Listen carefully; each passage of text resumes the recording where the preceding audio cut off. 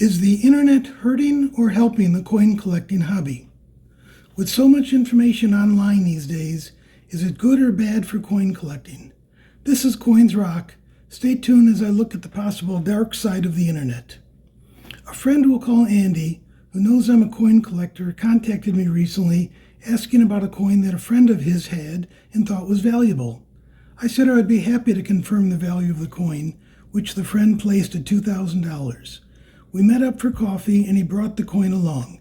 It turned out to be a 1921 Morgan silver dollar, uncertified in average fine condition, with no obvious VAM varieties or mint errors.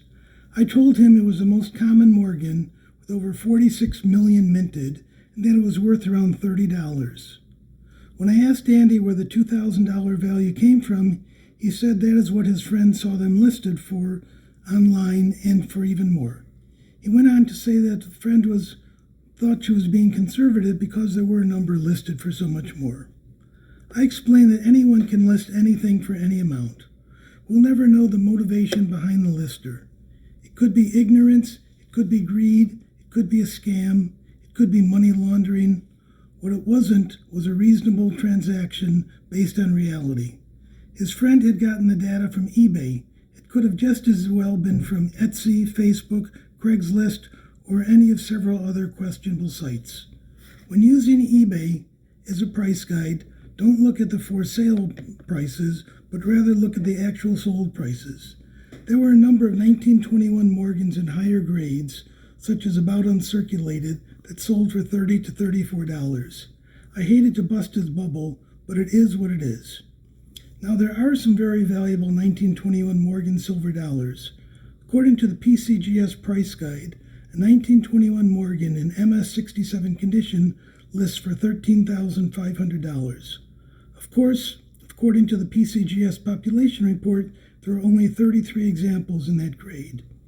A deep mirror proof-like example in MS65, which is the highest grade known, has a population of 1 in a PCGS price guide of $40,000. Another friend we'll call Bob also asked me about some coins he had inherited from his father. He had 12 rolls of Lincoln wheat ear cents.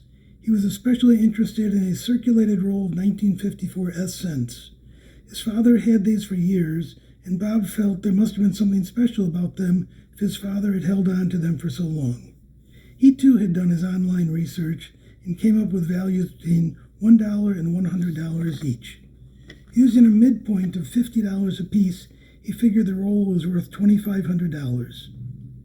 Needless to say, when I told him that common circulated wheat cents were actually worth 3 to 5 cents apiece, Bob was shocked. He thought he had done his homework and had figured out why his father had kept the roll. These are not the only times people have asked me about coin values. A few months back, a woman was given my name by her attorney to appraise her father's coin collection as part of his estate. She and her uncle had spent over a week cataloging and valuing his collection and came up with a value of over $125,000. Neither of them knew much about coins, just how to use a computer.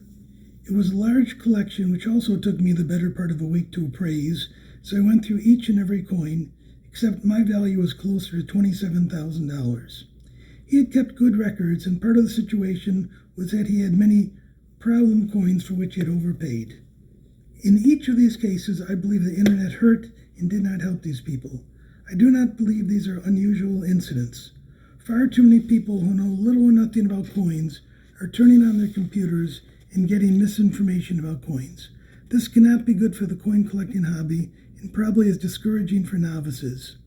On the other hand, for the more experienced collector, the internet can be a very useful resource. Of course, the internet is not limited to misinformation about just coins. Just as someone shouldn't get all their coin information online, the same is true for politics, medicine, and just about any topic you can think of. One thing we can do is let our friends know that if they ever have coin questions, we are ready to help them and to skip the internet. This has been Coins Roc. Thanks for watching. If you liked this video, please comment, subscribe, and like. Thank you.